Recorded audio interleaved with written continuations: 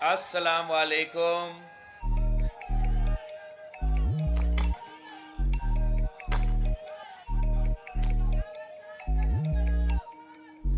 آپ سب کا شکریہ. آپ نے 2018 میں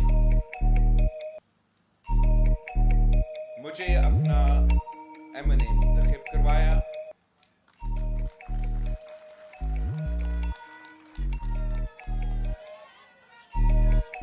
اور میں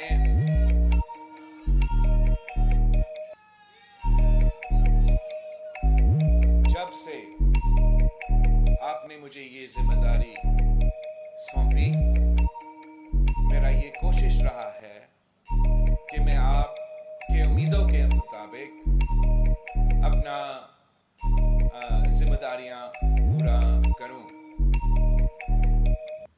آپ نے ہمیں نیشنل اسمبلی میں بھیجا اور پہلے دن پہ جو سلیکٹڈ راج تھا اس کو ہم نے پوری دنیا کے سامنے ایکسپوز کر دیا تھا. اور تب سے لے کے ہم آپ کی جدوجہد لڑتے رہے کہ پاکستان پیپلز پارٹی وہ جماعت ہے جو جمہوریت میں یقین رکھتی ہے، جو 18ویں ترمیم اور NFC ایوارڈ میں یقین رکھتی ہے. اور ہم نے ڈٹ کے ان تمام قوتوں کا مقابلہ کیا جو آپ کے حق پہ ڈاکہ مارنا چاہ رہے تھے، جو آپ کا حق پہ ڈاکہ مارنا چاہ رہے تھے. ہم نے ان کے جو سازش تھا کہ 1 یونٹ ایک بار پھر سے قائم کیا جائے اور مسلسل سلیکٹڈ راج چلتے رہے،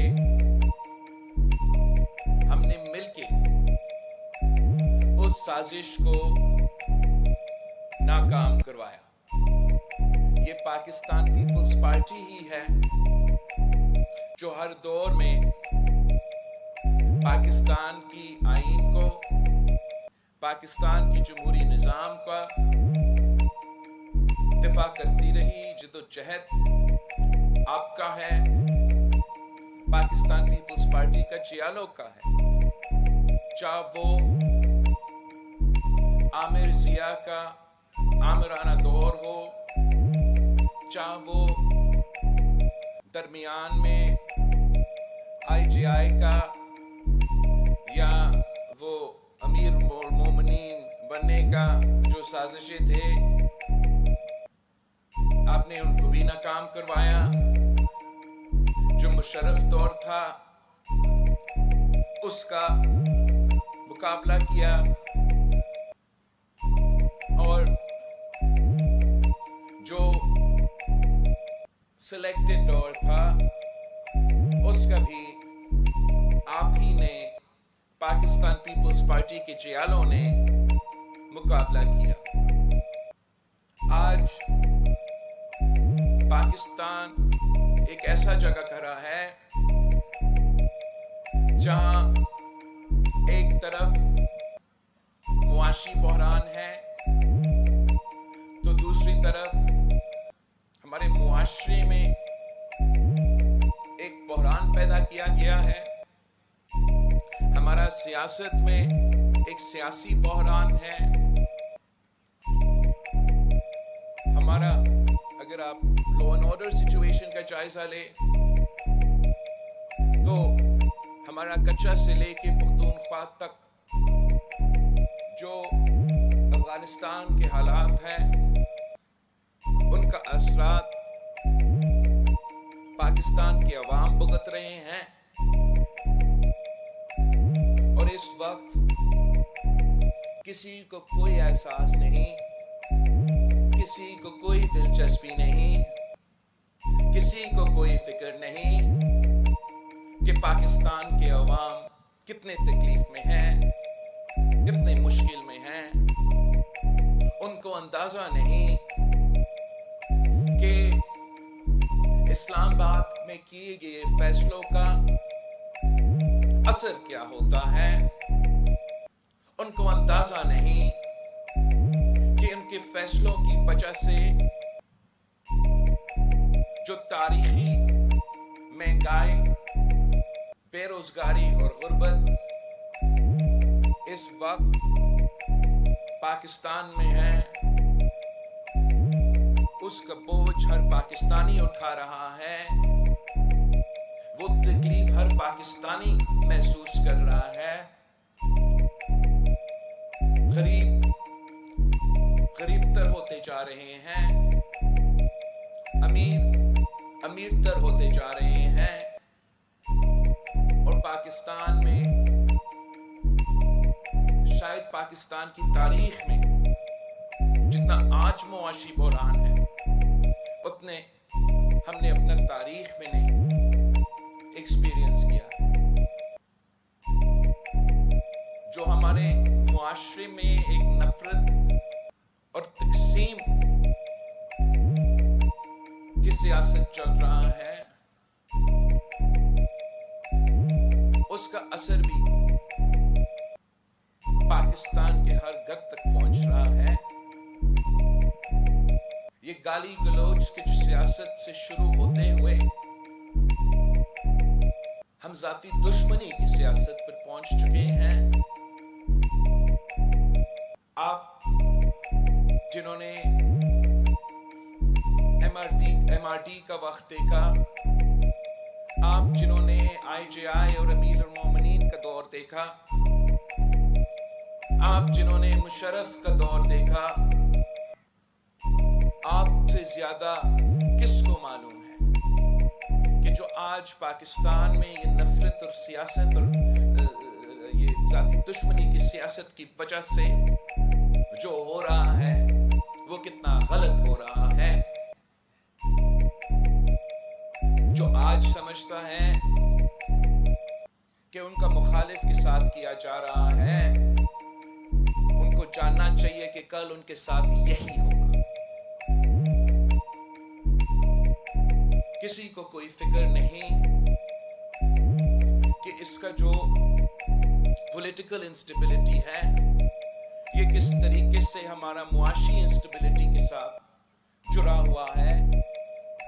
اور اگر یہ تقسیم اور نفرت کی سیاست بڑھتا جائے گا تو پاکستان کا کیا نقصان ہوگا، عوام کا کیا نقصان ہوگا، وفاق کو کیا نقصان ہوگا، ہمارے نظام کو کیا نقصان نہیں ہوگا. کسی کو کوئی دلچسپی ہی نہیں ہے، کسی کو کوئی فکر ہی نہیں ہے کہ وہ جو دہشت گرد کے مقابلے پیپلز پارٹی کے جیالوں نے کیے تھے، وہ دہشت گرد تنظیمیں جنہوں نے شہید محترمہ بینظیر بھٹو کو شہید کروایا، وہ دہشت گرد تنظیمیں جنہوں نے 18 اکتوبر پہ 2007 پہ پاکستان پیپلز پارٹی کے جیالوں پہ حملہ کر کے آج تک پاکستان میں سب سے بڑا جو دہشت گردی کا واقعہ تھا وہ ہمارا 18 اکتوبر کا سانحہ کارساز کا تھا. وہی دہشت گرد تنظیمیں جنہوں نے اے پی ایس پہ حملہ کیا، وہی دہشت گرد تنظیمیں جن کو آپ نے قربانیاں دے کر، پاکستان کے عوام نے قربانیاں دے کر، پاکستان کے پولیس سے لے کے سپاہیوں تک پاکستان کے شہریوں نے قربانیاں دے کر ان کو ختم کیے تھے. پاکستان کی سرزمین ان دہشت گردوں میں وہ صلاحیت نہیں تھا کہ وہ پھر سے اس قسم کے حملے کرے. وہ آج ایک بار پھر سر اٹھا رہے ہیں. اور کیوں سر اٹھا رہے ہیں؟ اس لیے ہم نے یہ فیصلہ کر لیا بطور اس ریاست فیصلہ کر لیا تھا کہ جو قربانیاں ہمارا ملک کے عوام نے دیے اس پہ کمپرومائز کر کے ہم انہیں دہشت گردوں سے نہ صرف بات کریں گے، ان کو دعوت دیں گے کہ واپس آئے پاکستان، اب بڑے بڑے تعداد میں آباد ہو فاٹا میں۔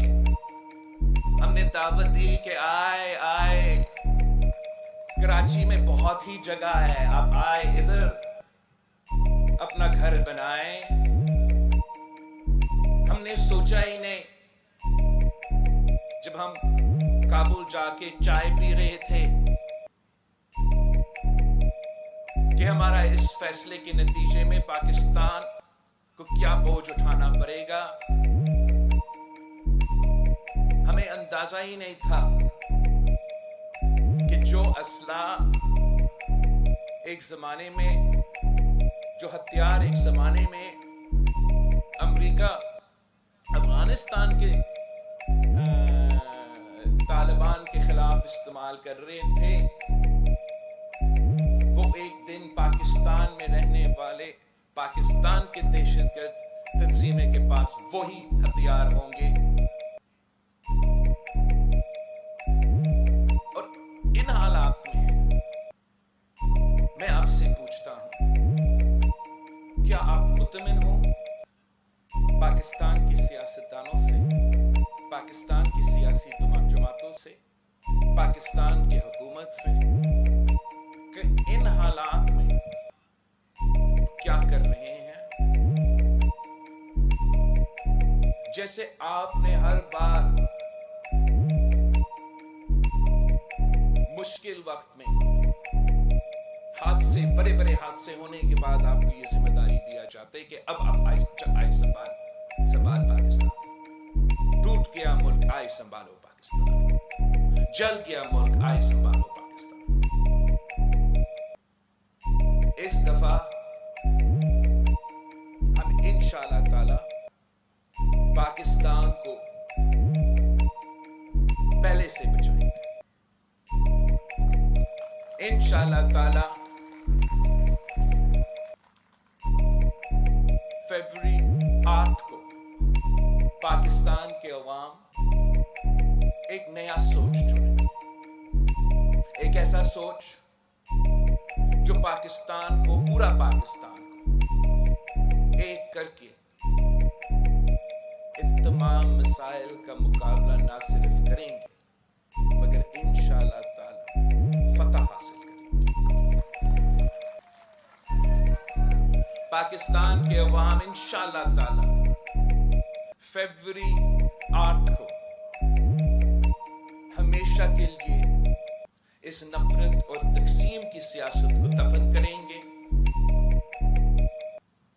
انشاءاللہ تعالی ہم ایسے حکومت بنائیں گے جو عوامی حکومت ہوگا، جو عوام کا نمائندگی کرتے ہوئے پاکستان کو معاشی بحران سے نکالے، پاکستان کے سیاسی اور آئینی بحران سے ہم نکالیں گے،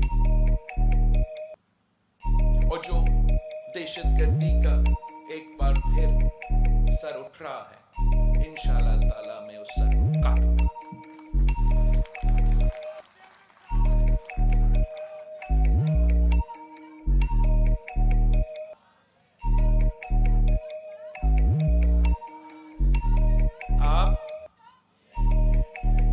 آپ میری فوج ہو، آپ میری طاقت ہو، آپ کی محنت کی وجہ سے، آپ کی جد و جہد کی وجہ سے، آپ کی قربانیوں کی وجہ سے میں اپنا کام کر سکتا ہوں۔ آپ ساتھ تھے تو قائد عوام شہید ذوالفقار علی بھٹو ملک کا وزیر اعظم بنا، قائد عوام بنا، مسلم امہ کا قائد بنا، اٹامک بام کا بانی بنا۔ آپ ساتھ تھے تو شہید محترمہ بینظیر بھٹو وزیر اعظم بنی، مسلم امہ کا پہلی خاتون وزیر اعظم بنی۔ آپ صاحب تھے تو میں ملک کا سب سے نوجوان وزیر خارجہ بنا.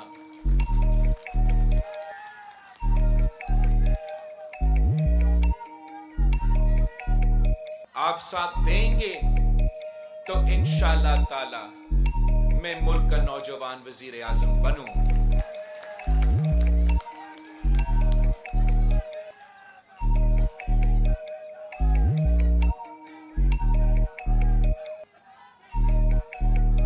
ہم سمجھتے ہیں کہ ہمارا مقابلہ کسی سیاسی جماعت سے نہیں ہے. ہمارا مقابلہ کسی سیاستدان سے نہیں ہے. ہمارا مقابلہ اس مہنگائی، غربت اور بے روزگاری سے ہے جس کی وجہ سے میرا عوام پس رہے ہیں. اور ہمارے اوپر یہ فرض ہے. ہم تو یہ نہیں سوچتے کہ عمران خان وزیر اعظم رہا تو اس نے اپنے حلقہ میں کیا کیا، یا شہباز شریف وزیر اعظم رہا تو اپنا حلقہ میں کیا کیا. ہم تو جواب گری خدا بخش کو دیتے ہیں. تو جتنا بھی کام ہوتا ہے وہ کم ہوتا ہے. ہمیں گری خدا بخش کو جواب دینا ہے. اگر میں شہید محترمہ بے نظیر بھٹو کو کہتا کہ بی بی میں نے آپ کی لڑکانوں میں صفائی کا نظام شروع کیا، تو بی بی کہتی کہ نوتیروں میں، میرے رتوتیروں میں یہ کام کب شروع ہوگا.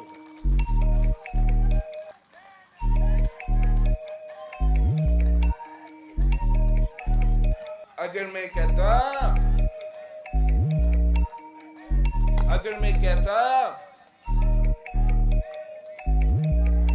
بس اگر میں کہتا کہ بی بی میں نے تو مفت دل کا علاج شروع کروایا لڑکا، میں نے تو SIUT کا مفت ڈیالسس کا نظام شروع کروایا لڑکا، تو بی بی کہتی کہ میرا کمبر شداد کوٹ کو آپ بھول چکے ہو. اگر میں کہتا کہ بی بی میں نے تو یہ بس سروس شروع کرنے کی کوشش کی،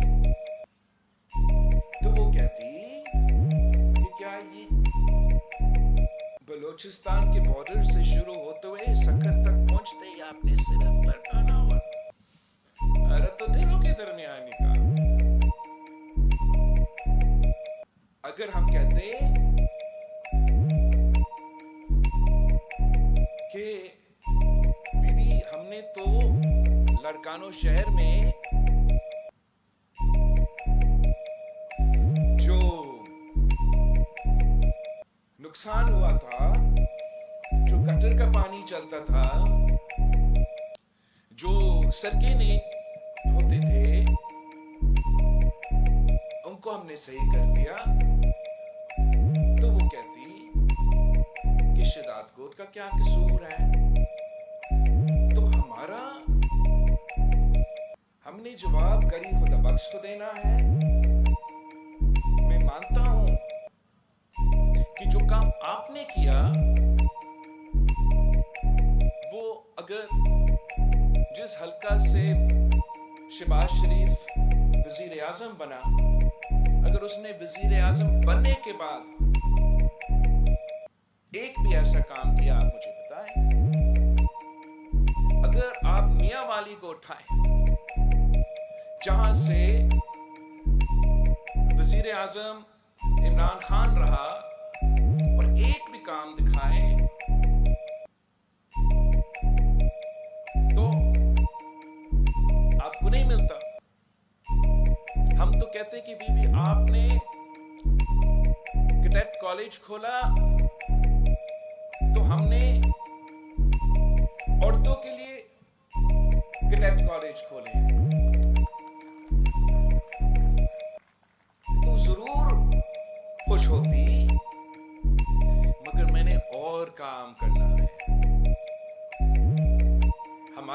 सैलाब हुए, बलूचिस्तान में भी सैलाब हुए, साउथ पंजाब में सैलाब हुए, साउथ पख्तूनख्वा में सैलाब हुआ। तो आज भी सैलाब मुतासरीन चाहे सिंध में हो, चाहे बलूचिस्तान में हो, चाहे पख्तूनख्वा में हो, चाहे जनूबी पंजाब में हो, वो सब मुश्किलात का सामना कर रही हैं। वो सब आज तक तकलीफ में है। मैं अपना काम से तो मुतमन नहीं हूं, मगर अगर आप मेरा काम का कंपैरिजन कर ले कि मैं तो वजीर खारजा था, वजीर आजम कोई और था, इमरान खान साहब के दौर में भी सैलाब आए, तब वो वजीर आजम था। पाकिस्तान की तारीख में कितने सैलाब आए, ये पहली दफा है पूरी दुनिया में, ये पहला एग्जाम्पल है जहां हुकूमत सैलाब मुतासरीन को घर बना के दे रहे हैं और साथ मालिकाना हुकूक दे रहे हैं। ये तो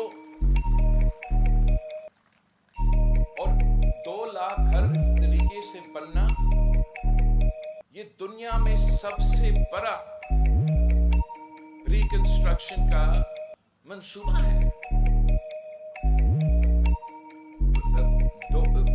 ये सुस्त रवि का शिकार है।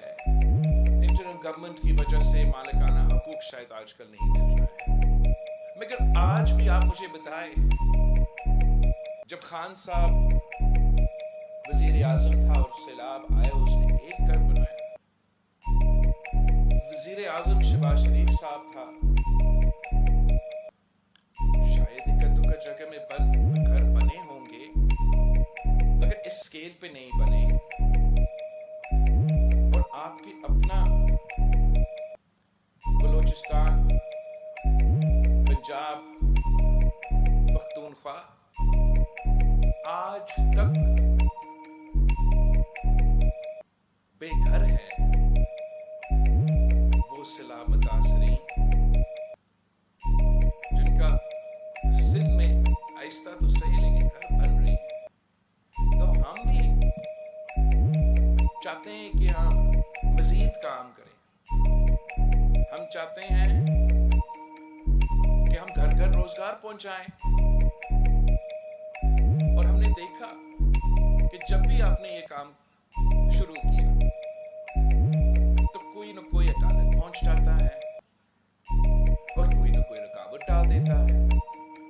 तो बताया जाता है कि पता नहीं कितने हजार, मगर मैं तो मुतमिन नहीं होऊंगा जब तक हम घर घर रोजगार नहीं पहुंचा सकते। अगर और हमारा तो कोशिश ही यही होगी। दूसरे जमाते को देखें, इनका कोशिश क्या होगा।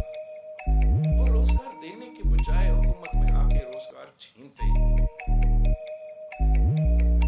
हम में और दूसरे सियासी जमातों में और दूसरे सियासतदानों में फर्क ये है कि अगर हम जिद्दोजहद करते हैं तो आपके लिए, कुर्बानियां देते हैं तो आपके लिए, काम करते हैं तो आपके लिए, वो तो सिर्फ अपने लिए सोचते हैं। सियासत करते हैं तो अपने लिए, काम करते हैं तो अपने लिए, और अवाम के बारे में नहीं सोचते। मैं समझता हूं कि अगर फरवरी 8 के इलेक्शन में एक बार फिर इस मुल्क को चौथी बार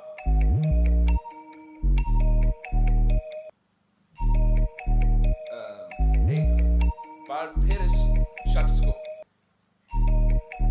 वजीर आजम हम पे मुसल्लत किया जाता है तो उसका नुकसान आप उठाएंगे, उसका नुकसान अवाम उठाएंगे।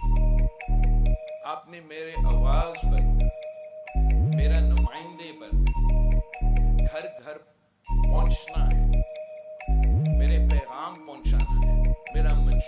پہنچانا ہے, پاکستان پیپلز پارٹی کو کامیاب کروانا ہے, تاکہ ہم ایسے حکومت بنائیں جو آپ کا حکومت ہو, جو عوامی راج ہو, جو کسانوں, مزدوروں, نوجوانوں کا حکومت ہو, نہ کہ وہ پرانے سیاستدان کا پرانا سیاست کا حکومت ہو. میں آپ سب کا بہت شکر گزار ہوں اور امید کرتا ہوں کہ جس طریقے سے آپ ہمیشہ محنت کریں گے, اس طریقے سے اس بار آپ ویسی ہی محنت کر کے ہمیں جتوائیں گے, تاکہ میں آپ کے ساتھ مل کے کام کر سکوں, میں آپ کے ساتھ مل کے جدوجہد کر سکوں, تاکہ میں آپ کے ساتھ مل کے اس ملک کو بچا سکوں.